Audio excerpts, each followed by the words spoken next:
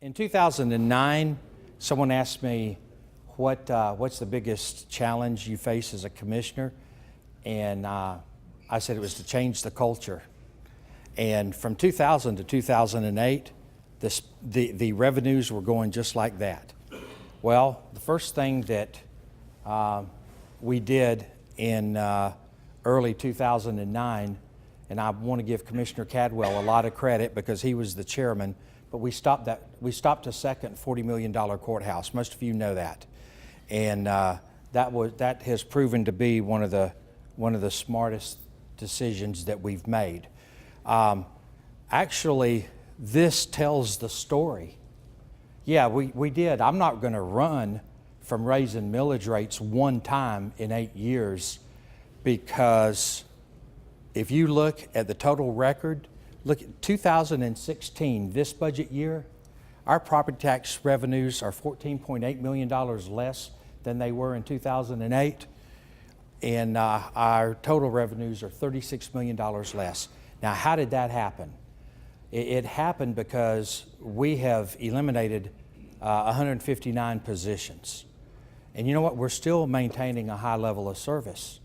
But, I mean, Sheriff Borders, you know, he and the other constitutional officers have been great. I mean, the county commission couldn't have done this by ourselves. But Sheriff Borders cut his budget 3 years in a row. Now, you show me a sheriff in the state of Florida that did that. And that's why when he came to us and showed us where there were 5 municipalities making more entry-level pay than deputy sheriffs, I said enough's enough. Now, I tell people that, I mean, everyone that knows me knows I listen to Rush Limbaugh and Sean Hannity and even Mark Levine. I'm pretty right-wing, okay? And I really believe in smaller government, less spending. But one Sunday, about 1 o'clock, Sherry and Laura and I were at Chili's in Mount Dora across from Walmart, and the phone rang. It was my dad. And he said, son, and I knew I wasn't feeling well because I talked to him the day before. He said, I can't move, and I'm on a stool in the kitchen. So I said, Dad, I'll be there in 5 minutes. So on the way, I called 911, and they got there pretty quick. But I'll just tell you this. In the few minutes that I was there waiting on the ambulance, I was not thinking about what my millage rate was. I was thinking about, are they going to get here and help my father?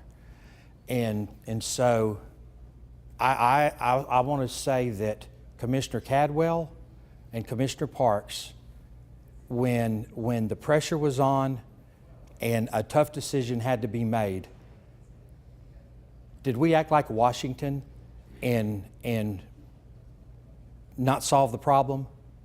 No, we solved the problem. And we still solved the problem and have maintained a high quality of life. And this, I mean, this is really a big part of all you need to know. You know what I read in the Ocala Star-Banner last week?